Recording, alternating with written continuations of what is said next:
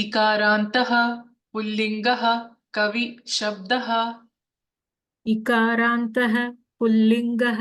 कवि शब्दः। कविः कविः कवी कवी कवयः। कवयः। हे कवे हे कवे हे कवी हे कवी हे कवयः। हे कवयः। कविं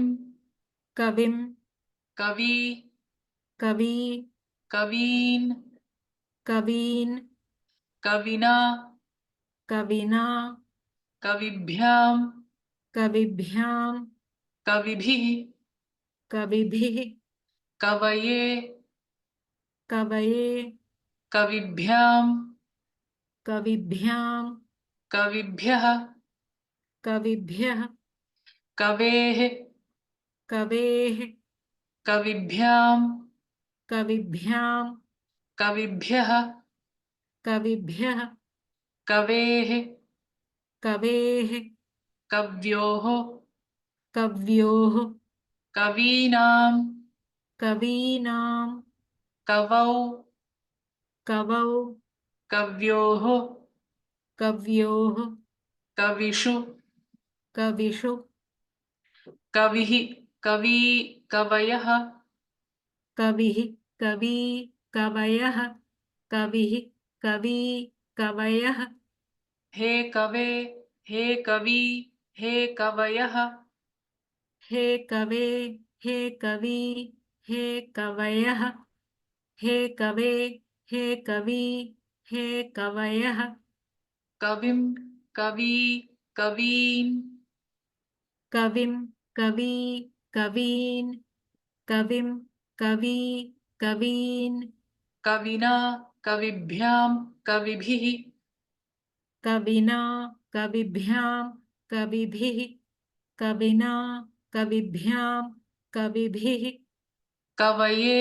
कविभ्यां कविभ्यः कवये कविभ्यां कविभ्यः कवये कविभ्यां कविभ्यः कवेः कविभ्यां कविभ्यः कवेः कविभ्यां कविभ्यः कवेः कविभ्यां कविभ्यः कवेः कव्योः कवीनां कवेः कव्योः कवीनां कवेः कव्योः कवीनां कवौ कव्योः कविषु कवौ कव्योः कविषु कवौ कव्योः कविषु कविः कवी कवयः हे कवे हे कवी हे कवयः कविः कवी कवयः हे कवे हे कवी हे कवयः कविः कवी कवयः हे कवे हे कवी हे कवयः कविं कवी कवीन् कविना कविभ्यां कविभिः कविं कवी कवीन् कविना कविभ्यां कविभिः कविं कवी कवीन् कविना कविभ्यां कविभिः कवये कविभ्यां कविभ्यः कवेः कविभ्यां कविभ्यः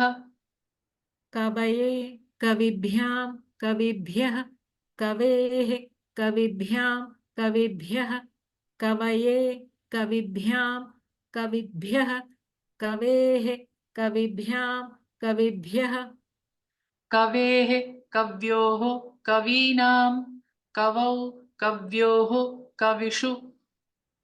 कवेः कव्योः कवीनां कवौ कव्योः कविषु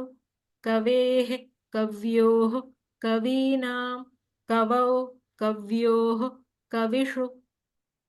कविः कवी कवयः हे कवे हे कवी हे कवयः कविं कवी कवीन् कविः कवी कवयः हे कवे हे कवी हे कवयः कविं कवी कवीन् कविः कवी कवयः हे कवे हे कवी हे कवयः कविं कवी कवीन् कविना कविभ्यां कविभिः कवये कविभ्यां कविभ्यः कवेः कविभ्यां कविभ्यः कविना कविभ्यां कविभिः कवये कविभ्यां कविभ्यः कवेः कविभ्यां कविभ्यः कविना कविभ्यां कविभिः कवये कविभ्यां कविभ्यः कवेः कविभ्यां कविभ्यः कवेः कव्योः कवीनां कवौ कव्योः कविषु कवेः कव्योः कवीनां कवौ कव्योः कविषु कवेः कव्योः कवीनां कवौ कव्योः कविषु इकारान्तः पुल्लिङ्गः कविशब्दः कविः कवी कवयः हे कवे हे कवी हे कवयः कविं कवी कवीन् कविना कविभ्यां कविभिः कवये कविभ्यां कविभ्यः